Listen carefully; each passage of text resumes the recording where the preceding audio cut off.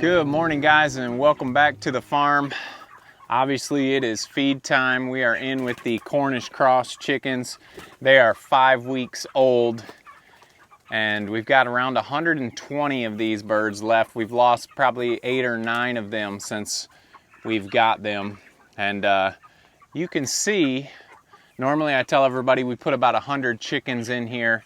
So 120, 130. As they start to get older, they're 5 weeks old now, the space gets a little limited. A little bit crazy at feeding time, but it all settles out here just shortly once they fill their gullets. So the plan today, once we finish feeding everybody, is we are going to take half of these, about 60 of them, and move them up into that tractor. It's worked out quite well. We're kind of close. We've got some new chicken movers. I'll show you those in just a minute. But we will be separating these chickens. It'll make our job a little bit more difficult, 2 stops instead of 1. But the most important thing is the chickens are going to have a little more room. And you can see there's plenty of room in here for them. But just a little crazy for us when we get ready to feed them.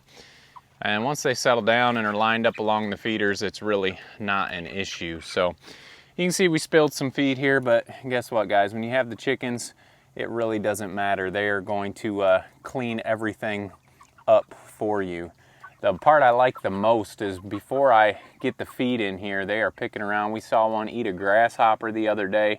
They're eating all the new bugs and anything that's in this grass and really taking care of it for you. So anyway, we're gonna go back, feed the rest of the animals, get the piglets fed, and then we're gonna split these chickens up so it's not quite as chaotic at feed time. While I'm looking at all these naked butts, I am going to answer a question we get a lot of times. Anytime we show the Cornish Cross Chickens, we always get the comment, "Oh my gosh, those birds are naked. So what's wrong with them?" Nothing's wrong with them. That is the type of meat bird that they are. We've talked about it before, but since, like I said, I'm looking at a lot of naked butts here, we'll answer that question. So hopefully we don't get that comment. Cornish Cross don't fully feather out. We say they're fully feathered out in 4 weeks. Well, fully feathered out for this chicken compared to a different chicken is a totally different story. So they put all their energy into growing large and putting on a lot of meat. And especially when it's warm out like this, you'll see that a lot of them are a little bit naked and not quite fully feathered out. So that's just the type of breed they are. They are not neglected or unhealthy. That is just the way it is. So some people don't like Cornish for that reason. They're kind of an ugly chicken, but they are very delicious. And we'll show you the reason here in just a minute why we raise Cornish Cross. So let's get up there, check that out, and then we'll go get the piglets fed. I'm sure they have heard the cart come out and wondering, where is breakfast this morning?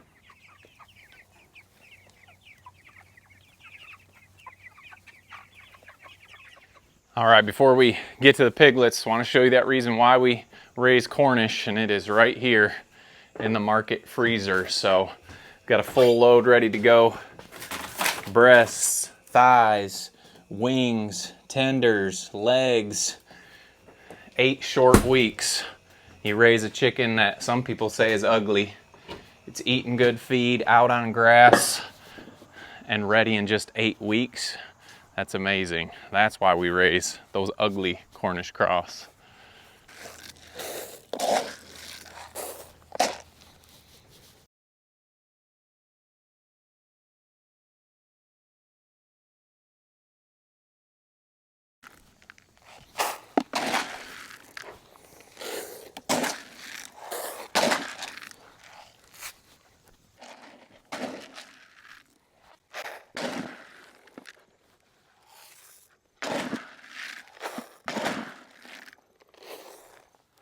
All right, everyone is fed.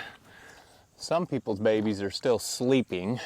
We have tripled mama's feed, so if they got 3 cups, we're up to 9 cups twice a day. They need that extra to support all these babies, and you can see the babies have been eating solid feed, and that way mom gets a break too. Not to say that they won't be nursing on her while she's eating, but they're getting some solid feed as well. So let's go check the other side of the barn here. It's Penny. And same thing, they're triple their feed as well. You guys don't have to go anywhere. I'm not gonna eat your feed. I know somebody's missing though, or trying to get a drink while Mama's eating. So there's Penny's pigs. Got to get the kids out here a little more often so they're not scared of us here. They're all doing good this morning. And then here's old Squeaky. I don't know if you guys have noticed in some of the videos, every time Betty White chews, she squeaks. Let's see if we can hear it. You might be able to hear that, but there's her litter here. They know the routine. They're on their pile of feed right now. But everyone's doing good this morning. We've got one thing to fix in the barn. Those little bars that we put up to keep the piglets in. I'll just sneak through here and show you. We've got all of them down except one, and that was in the last pen that had piglets over here. That was Willoughby's. And I just haven't gotten out here to take it down. And there's no need that they need to do the Olympics still, so let's get that bar taken down real quick. Okay, I'm gonna get this bar taken down. There's no point in watching me drill. I feel kind of bad, but these piglets are gonna get woke up with a little bit of a scare from the drill, so I'll let you watch that instead of me unscrewing this board.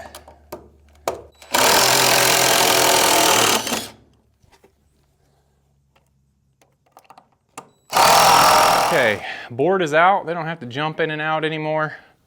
Piglets are awake, not that they want to be. And just a heads up, someone noticed as I came in the barn on one of the last videos, a rat went running across there. We do have some traps. I haven't been successful in catching them yet. We've tried peanut butter, we've tried feed, but we're gonna keep trying because obviously we don't want rats in here. You know there's food outside, y'all. That was a very watchful eye of one of our viewers because I had no clue. I mean, I knew we had something in here, but I had never seen it. And it was just a quick snippet on the video and it went running across the bottom and it was pretty disgusting. So we're gonna try and get that caught. You guys can come out here and eat. I know you got startled, you were on your mid-morning nap, but piglets are fed now. Everybody's outside, whether they want it to be or not.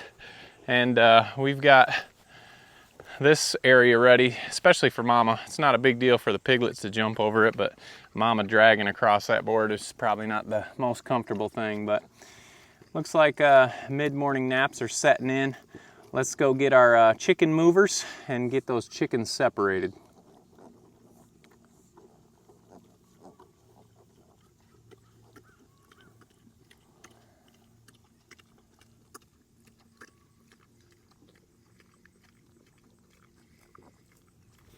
Okay, you guys remember we have been moving chickens in these totes, and you can see they are, well, there you go.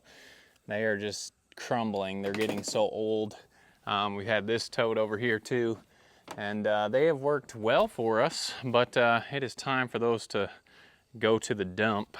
I know they make those other plastic chicken crates specifically for moving meat chickens or chickens, but they are ridiculously expensive. So we're at Sam's Club the other day, and you know you're getting old when you go shopping and get excited about seeing totes on sale. So we've got two 40-gallon totes. I am gonna drill holes in them, maybe in the sides too. But you can see we've got 40-gallon totes that we can move. We can move piglets if we needed. We can move all our chickens when we take them outside or bring them back up for butchering. So that's what we're gonna do today. We're gonna go get those chickens separated. And I'm excited about my new totes. Okay, they've kind of settled down now. Everyone's full. And you can see, I mean, there's plenty of room in here for them. But the bigger they get, the harder they are to move. So we are gonna separate them. We're gonna take at least 60 out of here and move them up to this other tractor. Plus we got the new bins, we gotta use them, right? So let's start grabbing chickens. We'll throw them in the bins and get our numbers down just a little bit.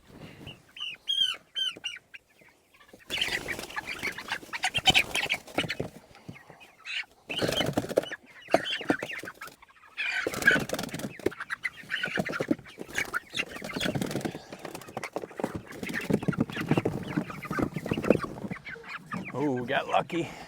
Made our doors just wide enough. Get out. You don't need to be in here. They can figure out their new home all by themselves.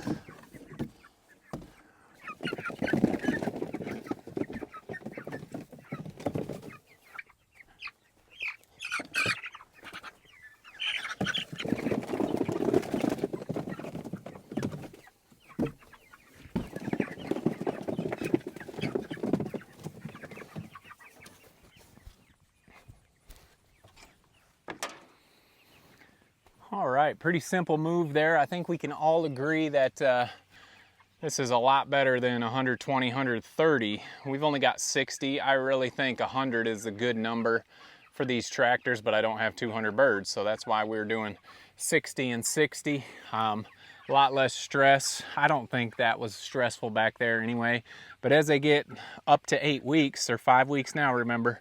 As they get up to 8 weeks, they're that much bigger. There's that much more competition at the feeders. And I could add more feeders in here, but then that takes up a lot of their space where they are living. So I do love watching these birds pick that grass, chase a bug, chase each other when another one finds a bug. So these ones are ready. Let's check out the other one. I get in a bad habit of not locking these up when I'm doing a video. So there we go. But I think we can all agree this is definitely better. So got about 60 or just over 60 in each tractor. It'll take me 2 processing days. Like I said in the past, we do about 30 a day, not too many more.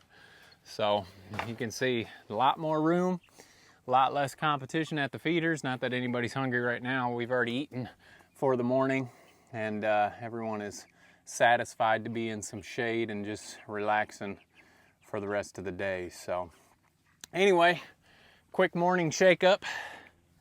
Everyone's happy. Cal was out here with me. He runs out here with me all the time. The cart moves. I think he only made it to under the porch this trip. I was going to give him a ride back, but he isn't out here far enough. So we've got about 3 weeks until these birds are ready to process. 1 to 2 weeks till the birds in the brooder come out, and that is our last batch, if you can believe that. So anyway, guys, we appreciate you following along. Don't forget to make the change, and we'll see you on the next video.